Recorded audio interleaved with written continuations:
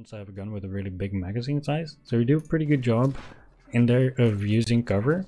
And basically, as soon as somebody's shooting, what you're waiting for is the reload, right? If you use cover, you either use cover when you're reloading, and then you're waiting for their reload to basically peek out and shoot them. If they're spraying bullets at you, you just want to wait for them to stop shooting at the very least. So here, this is great. And then as he keeps shooting, kind of wondering why you peek. Right? Everybody has to reload at some point. Or stop shooting in the case of an L-Star. So unless they're doing this with an L-Star, you can really just wait it out. Just wait for the dude to stop shooting. And then you've got free reign to do whatever you want to do. You always want to abuse people's reloads. I think we're going to see a lot of moments where you could just wait out their shot for a moment when you're behind cover. And peek when they're not shooting. Whether it's to run away or to shoot back, that's fine. Did you end up fighting someone else up here? Oh yeah, someone below. This is great. You weren't exposed when you're reloading, so that's very good. Same here. Which is always awesome. No need to get shot when you're reloading or healing.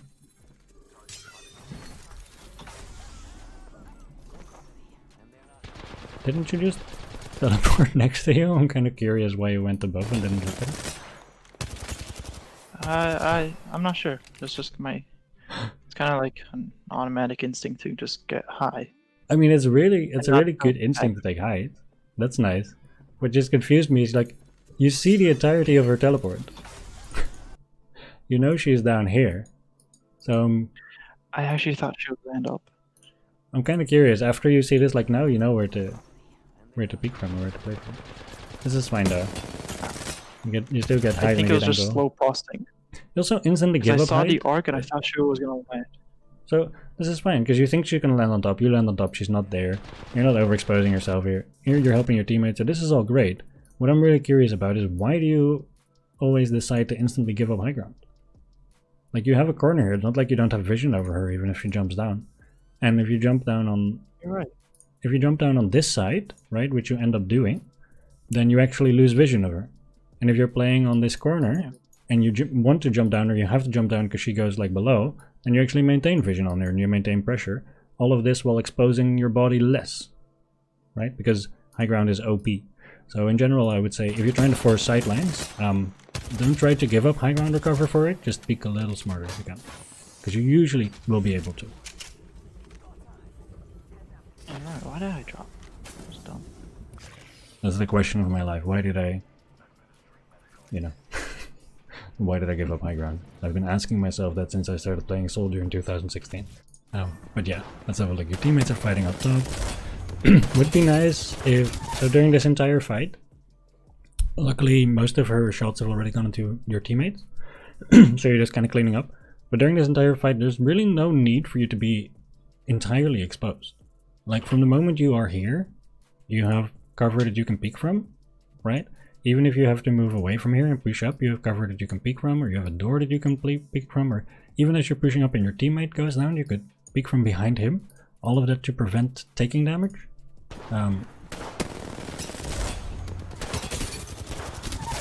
Because you just kind of go straight forward into her all exposed. When she doesn't have cover, or she doesn't have anything that she could really possibly do other than drop them. Which again just gives you free height, free kill. Yeah.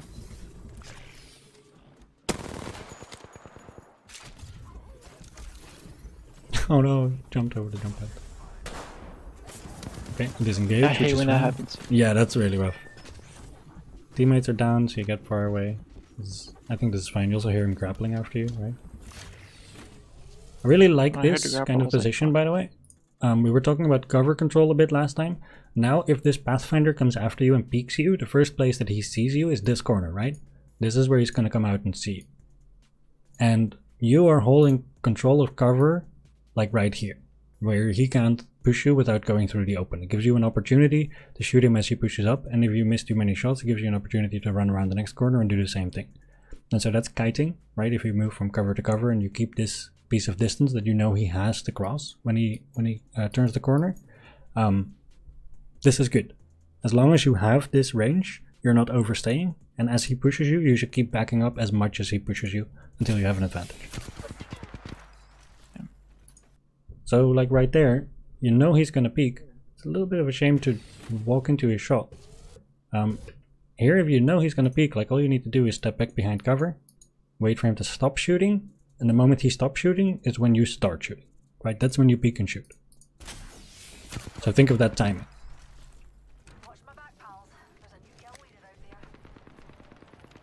Your teammates also, like your chat couldn't hear this because I've been skipping through it, but I listened.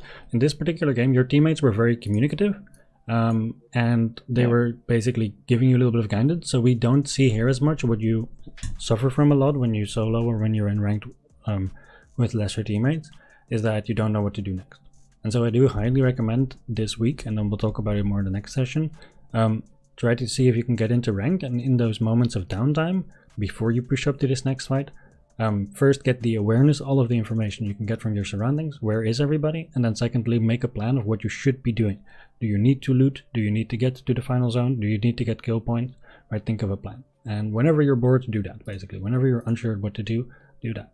And then we'll talk about the decisions you make the next time we go through that vault, if that makes sense. Yeah. A couple blank nades again, they're not necessarily bad. I do definitely think you can get a lot more high value out of them. Try to get nades on people as they're either like on a door, on a small piece of cover, healing, all of the moments you can punish them. Or if you really need to approach. That's what you do there. Yeah, you can make board here.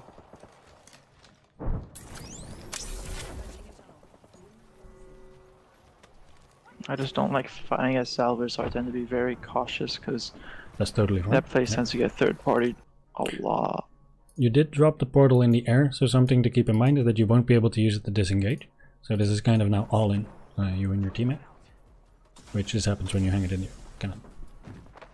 There was a guy below you, I don't know if you saw him. He just healed the blue armor at the bottom. Yeah, I saw him. Okay, I don't know if you saw it in the game, but it's nice to know that there's someone below you with blue armor. Yeah, I saw him. I just like didn't want to push him down there. No, that's all good. I think your position here is great, and you don't have to act on every piece of information. It's actually just really good to know that he's there, right? You know, the one person is down there, and they're not really a threat right now. What I am thinking is that, like, if you're about to get shot or die here, and you go through that list of echo, and you ask yourself how exposed you are, you're very exposed. While you're looking for enemies here, I'd probably just be like peeking over the corners.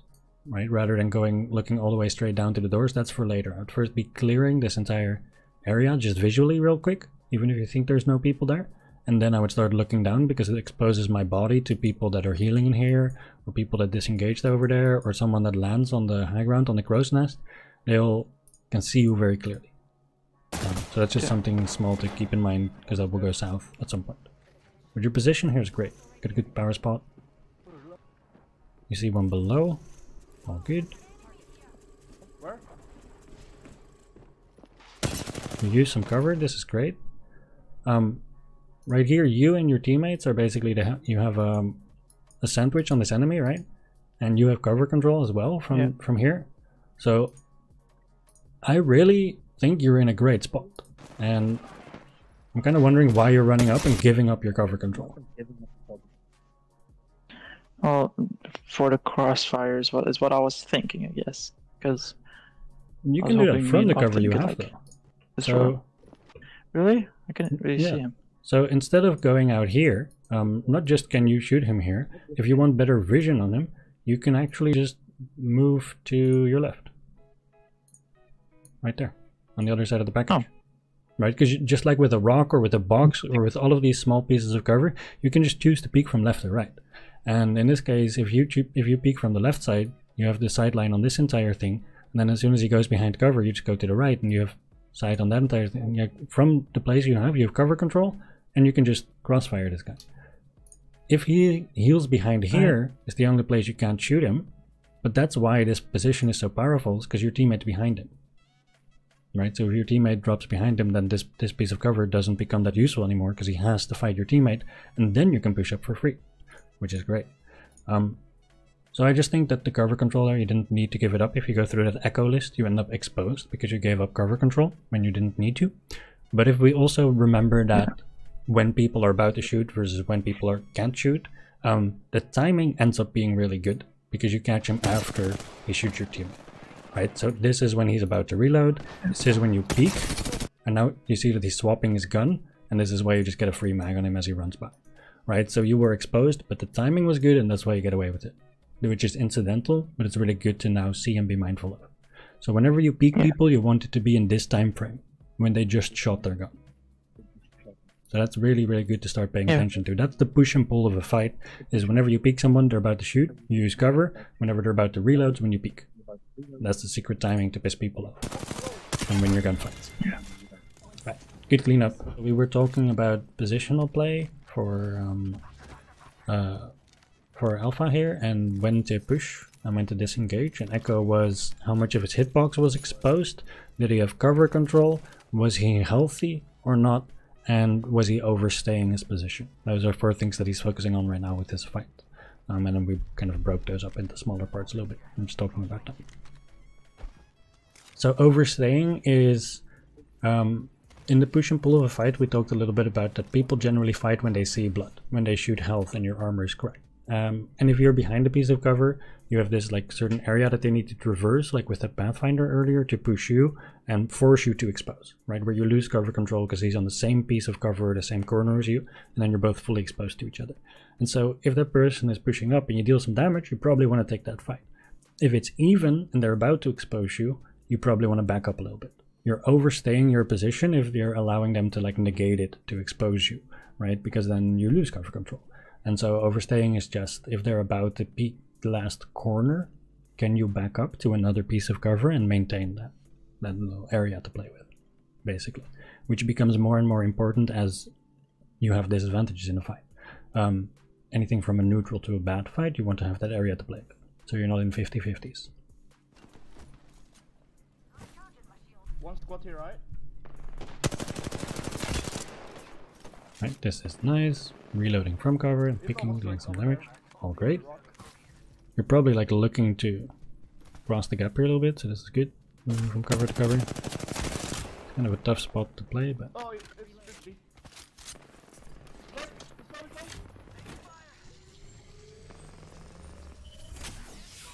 Okay, his teammates are creating space, which is nice. You can move up a little bit.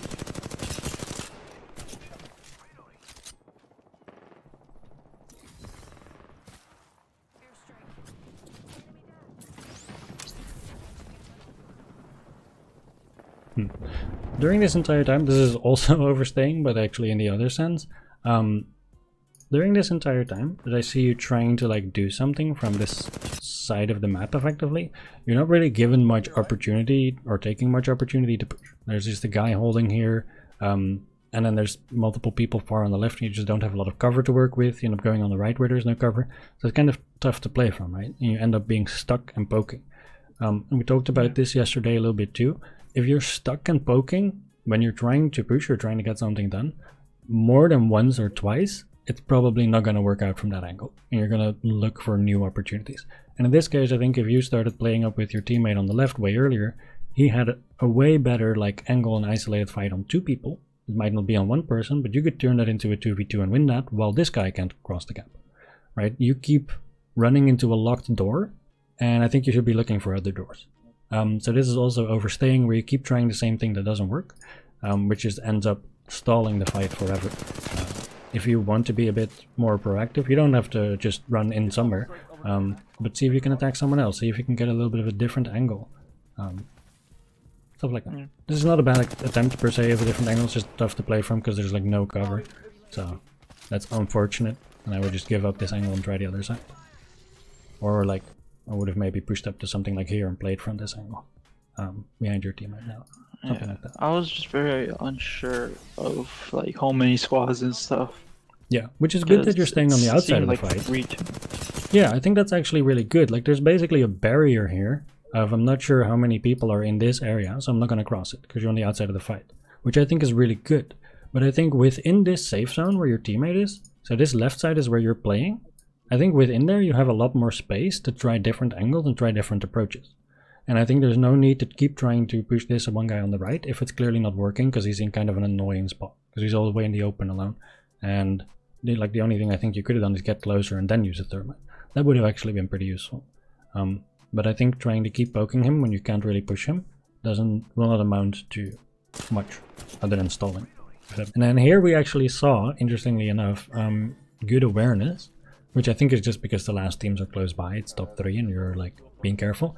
But as soon as your teammate gets rest here, the first thing that I noticed that I really don't see a lot in your gameplay after you finish fights is that you actually end up taking height and looking around at where you think people will be coming from, right? And this move, like just simply this, getting height where you have vision and safety over this approach, you've already looked at that side, and then all that's left is looking at the market side. Like if you have eyes on all of this, nothing can surprise you. You're always like in control of where and how a fight breaks out. And this should just in general, especially in ranked, be your first instinct after you land, loot, and you know, win the fight if there is one on drop. Is that you're looking around like this, and if there's no immediate threats, then you're going to think ahead of what you should be doing next. Whether you should be playing for zone, or whether you should be playing for kill points, or for loot, or something else. Or whether you need to chase after very stubborn teammates, which will also sometimes happen. You know. So there's the pesky bloodhound. You're completely exposed. Okay, going through a little bit of cover, which is great. Instantly exposed again. This guy has reloaded. If you're about to be peeked by the bloodhound there or someone on the left, you're about to instantly be shot, right? So you want to be pushing from any position where you can dodge those bullets before you shoot back. So it's really nice to play from the corner and just slowly uncover the corner, or play from the rocks or anything of the sort. Rather than I did maybe get a little too aggressive here. Like it became personal because no, I didn't think that bloodhound would come back. I would have pushed up too. I would have actually even pushed up way more aggressively. But the thing is, as I am pushing up here, like while he's shooting at my teammate, I'll literally just run out through the open at this guy because I'm not worried. As soon as I push up and he stops shooting, like okay, teammate goes back, he stops shooting. About this point is where I expect that he's able to shoot again. So this is the point where I don't want to be exposed. Because I've kind of developed a sense for this push and pull of shooting, peeking and reloading and stuff like that. So this is where I want to be able to use cover, right? So he's shooting again. I'm actually not concerned because he's not shooting at me. I would actually still be moving here. Because I know he's not about to shoot. But I would be moving to here. So that when he's able to shoot, I'm here. And I can wait. If he doesn't shoot, I'll move up to the next one. But I know he's reloaded and I know he knows that I'm coming from here. Right? So if I expect that he's pre-aiming me, I'm trying to basically anticipate that and not take bullets in the face that I don't have to, because if I can just dodge those first bullets and then pick him, I win the fight for free pretty much anytime, which allows me to be more aggressive, interestingly enough. I know these sessions are free. RG Alpha's just a cool guy, so I asked him if he wanted to do them and he was like, yeah, sure. Okay, so you have a port here for going back. This is great, and here's where we're gonna see you end up getting punished as well, and it not being lucky with that timing of running into bullets versus like dodging the bullets first and then running it. Because your approach to this fight is very good. You guys have zone on the last 2 enemy teams, and so like honestly, if you have a good position here, you kind of win automatically. Your teammates up ahead fighting. Okay, you hear someone on your left. I was actually expecting. And there's someone there, right? You were expecting what? I wasn't. I didn't go there with the mindset that I was gonna fight someone. Actually, I was actually looking for a gold R9. I actually know that you weren't going with that mindset because your teammate yelled we should push in because of zone, and I looked at zone and I'm like, nope, you're literally holding them out. So it's free. But either way, as soon as you push up here, we have an enemy over here and we have your teammate fighting someone over there. So you kind of rightfully so stay within this area, right? Which is great. This is kind of the safe area to play in. Pretty sure you don't push up much farther as soon as you see this. You're still fully exposed, which you get away with because you're not being shot at yet, but I like that you go for cover here first. This is way better. Send back a Revenant. Okay. And over here I just get destroyed. Yeah. So this guy is shooting, right? So this is when you should be using cover. Not just because you're reloading, that too, but most importantly, when he's shooting, you're taking cover, so that when he has to reload is when you can push up. Right, so you should be behind that rock right now. That's the point of you taking that rock. And you give up cover control and expose yourself, give him the opportunity to peek when he's ready to shoot. Which you don't want to do. So here you're like just looking at it now, I just realized At the time, actually expected, I expected Bloodhound to like not be able to like turn on me and shoot me that fast. Mm-hmm. You know, I actually expected it would take longer after I shot him for them to, you know, get back at me. And like now I realize like a lot of times I underestimate just how quick or things are. Yeah, and I think that the secret to making sure that you don't underestimate when people are going to shoot you is by presuming that they will always shoot you the moment you're about to leave cover, which means that if you have this rock to play with, the first thing you should do is jiggle peek their bullets. That should just always be the first thing. If you want to traverse this area, if you want to expose yourself, if you want to peek them, the first thing you should do is just try to make them waste a couple bullets to see if you can get away with it. Right? If they have to reload, if they miss a couple shots, whatever, like that's the whole point of jiggle peeking, is just not to run face first into bullet. Yeah. It's like dipping your toe in the water to see if it's hot. That's what a jiggle peek is. Yeah. And if you peek out and you see that he's healing, then you know you can cross. If you peek out and he shoots a couple bullets and then he has to reload, then you know that you can cross. If you peek out and he's not looking, then you can probably reload and cross too. Right? But if you just run out, then it's a 50-50. Or rather, you're just running into bullets all of the time, to be honest. Yeah. So that's definitely, I would start paying attention to that timing. It is something that you will start noticing very quickly on automatic guns specifically, which you'll see a lot in this VOD and in your games, is that like with jiggle peeking against almost any automatic gun, you can really just force people to reload. Right? And then you can push for free.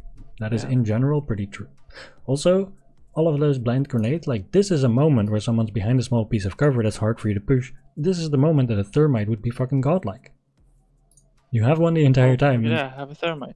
You can put them left or right, it doesn't matter. Like this is great. If you put a thermite on one, you can easily push on the other. So rather than throwing those at the start of fights, I would really recommend that you try and look for when people are stuck or when you can't push people. That's when you'll want to use them. Something that you and most players in chat have learned, because it's one of the first things to make your games easier or your life easier in Apex, is that like when you land, you generally look around if people are landing like really close. So contesting you, or like somewhere next to you here, or like somewhere next to you here. And in your case, you know that there's pretty much, you know, always people on fight night. So you might be looking at that too, but this is just like super useful to know. And people learn this pretty quickly. As soon as you're done looting, or as soon as you're done fighting at the start, you want to do that again. And that is what we were talking about earlier with taking the height and looking around before you rotate, before you open your map, figure out what to do. Is you should basically be doing that every time. Is looking around where people are. Because that's going to make those, you know, mid-game fights more in your control and predictable and easy, just like early game fights. So you knew that they were fighting here. Free shot. The grenade's actually kind of nice.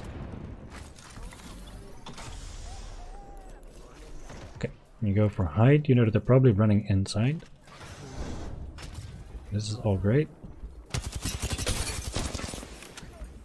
I would still be behind cover while you're reloading, just small, but again, no need to expose yourself and take bullets while you are reloading, because you can't shoot. That's good. Cover while reloading.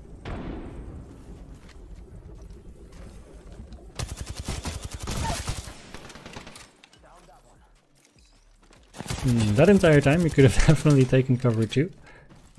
Just completely exposed again. Luckily they don't shoot back at you, which is fortunate. But here while you're shooting, you do have things you can use for free to not expose yourself so much, right? So if you die here, or if you look at this fight and you ask yourself the echo questions like, do you have cover control? Yes. Are you exposing yourself? Yes. And the question is, why the fuck are you exposing yourself if you have cover control, bruh?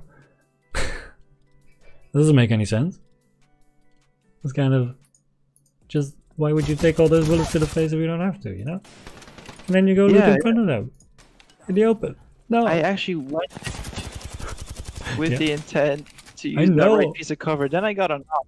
Yeah, then I was like, well, cover? Who needs Listen, that? every VOD I've ever looked at, everybody has the intent to use that piece of cover, which is why they move towards it. Everybody has the intent not to drop from high ground. But then why the fuck do we do it anyway? I have no idea. It's something about SMGs that just make you so aggressive. They do. You need to turn that intent into action. Because like you wouldn't even be less aggressive. You would be just as far. It would just be like way cleaner. Just way cleaner. They wouldn't be able to beam you as much. I want to look for that. So your instinct will probably be to take height, because we've seen that a lot, which is generally nice. You had some cover that you probably intended to use, but then you instantly ran anyway, which is great. You take high ground. Okay. Oh, you have some cover that you're actually using. Intention turned into action. This is great. It is unfortunate that you peeked into that again. Man. Oh no, are you gonna get rest in the arc? He doesn't give a fuck. Okay. Yeah. Wow. The complete ape mentality. That's some balls on that. And then she ended up running into other people too. Like she didn't just run away. She went to go fight as well. Yeah. Wraith does not give a damn. Dude, that Wraith is insane. That is awesome. Let's actually see though. So as you're running up to that piece of cover, right here, let's talk about the jiggle peeking or baiting shots, and whether you're exposed to too many people. So that echo, right? So here you end up seeing that there's 2 enemies. So especially if they end up shooting you and you shoot them at the same time, like you're losing that 100%. If 2 people are shooting back at you, you're just simply taking twice the damage, right?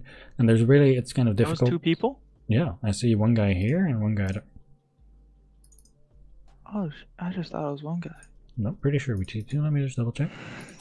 Yeah, that's no. I'm like, I know I got shot by 2 people. Yeah, sorry. That one guy is here and one guy is here. Actually, he's on the left. But there's definitely 2 people. So if you start shooting and you notice that you get shot by a second person, in this case you can't really split that sideline. That's probably not something you want to pick. You will lose that. But sadly, you get killed very, very quickly. Yeah, I just saw it was one person. Never mind. Oh my.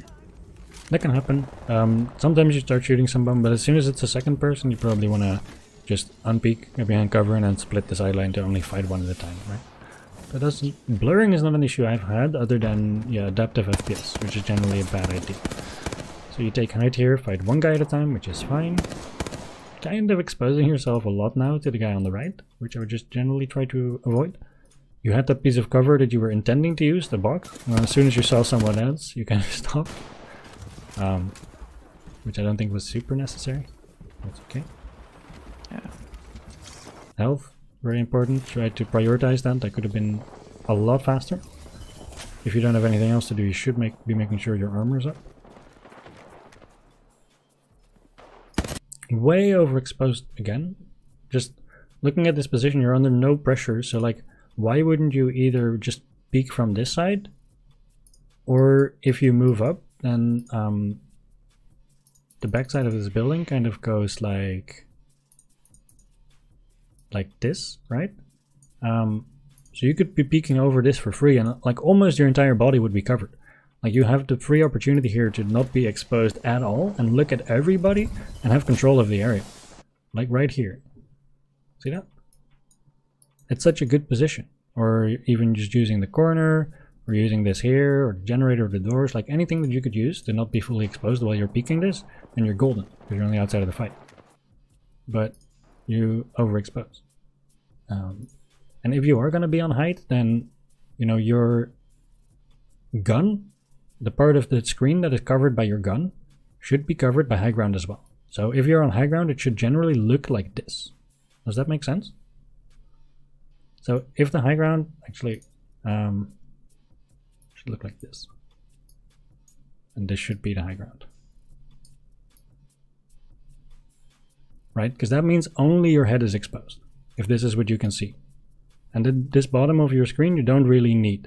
Let all the other enemies be there, and let your one target, the caustic, be above, right? And this means that you are only fighting one guy at a time. Does that kind of make sense? Yeah. So this is what it should always look like when you're on high ground, is that your hitbox is not exposed.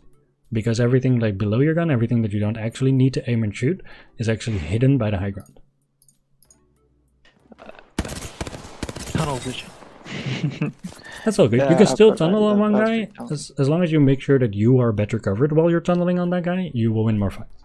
Because we all tunnel when we shoot. You gotta look at something, right? You're focusing on the enemy when you're shooting. So that's completely natural. Okay, this is pretty suicidal. Running away. That was pretty. I actually thought that they were all on the right side. And I thought there were people behind me, and so I was like, I gotta go. And then I see this one person, like, fuck. But the reason I'm laughing, like I'm not trying to be invalidating of the mistake here, but the reason that I'm laughing is because I don't think I have to explain much. That like this entire time you stay on the outside of every fight. Like this entire time you stay on the outside of everything. You do such a good job of understanding that you shouldn't push to the middle of them. And as soon as you're alone and you have these banners, you fucking yeet through all of them. So I'm pretty sure that after that happens, instantly in your brain you're kind of like, yeah, that makes sense. That I died. Probably. Okay, no, I totally deserve that. Yeah, for sure. I was just like, I was working on this sliver of hope that I would make it out there. You know, I had a little bit of hope for myself, but I totally deserve that. Like, dude, that's like the way I saw was that most people were knocked and that they're still finishing up the fight, so I could maybe make it through there unnoticed. And I see this one just once I saw the head come out of the stairs, I knew it was over. Yeah, I think in general the whole point of moving from cover to cover as you're moving up to a fight, whether you're third partying, pushing up to someone, playing early game, the whole point is that as soon as they start shooting, you're not instantly taking bullets to the face. You can get behind cover, jiggle peek, then peek out and shoot them. And here as well, if you're running into a situation where you're not like actually fighting people yet, you can't run through. You can't instantly just fully expose and peek someone, because then it's like a 50% chance that you get beamed, right? So your first thing at the start when they're about to shoot you should always just be that if they shoot you, you just dip behind cover. As soon as this guy starts shooting you, you dip behind cover. And in this case, that would also give you the awareness of being like, whoa, that's a sniper and that's a lot of damage. I actually probably don't want to peek into that again. Even if it's just one guy. I actually probably want to heal my armor first, because that was a lot of damage. That's like... Didn't even notice that was a sniper. Yeah, there's no way that you're going to notice this that quickly if you're focused on shooting back. You should always be trying to like jiggle peek first, which in this case gives you some pretty important intel. Like if your first instinct is to dodge his bullets and get to cover, then you actually would have had a second to be like, oh, that's probably not smart to peek into that again.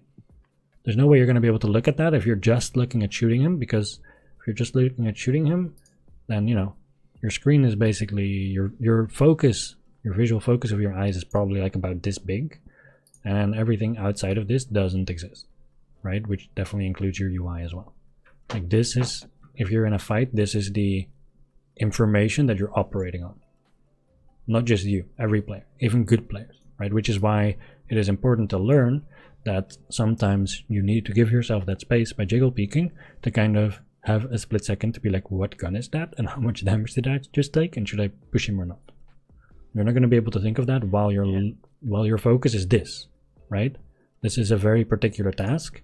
This is shooting, this is great, but you have some other stuff to take care of first in this case, which is just make sure that you're healthy and that you dodge their bullets first. I now see a lot of tunnel visioning here. Yeah. Keep on forgetting that, like, yeah, I can take damage too. So I would really highly recommend this mindset as you look back at this. Like what I drew out now, where I blocked everything out, like this is just literally how your eyes and your brain kind of work when you're really focusing on something. And this is going to be impossible to avoid, that as you're specifically fighting someone, but also as you're processing or responding to things on your screen, you're temporarily blocking out everything else, because that's how your brain makes smart decisions and responds fast, right? And so if you look back at it and you notice your tunnel vision, you shouldn't be like, ah, fuck, I should pay more attention, that's stupid. Rather, you should be like, am I skipping a step where I'm instantly focusing at shooting, where I probably should have taken a second first for something else? And in this case, the answer is yes. Yeah. Before you rotate, you should look around, right? Before you challenge an enemy, you should jiggle peek him. Before you expose yourself to an enemy, you should check if they're reloading or what gun they're using, you know? Stuff like that. Thank you for this. Yeah.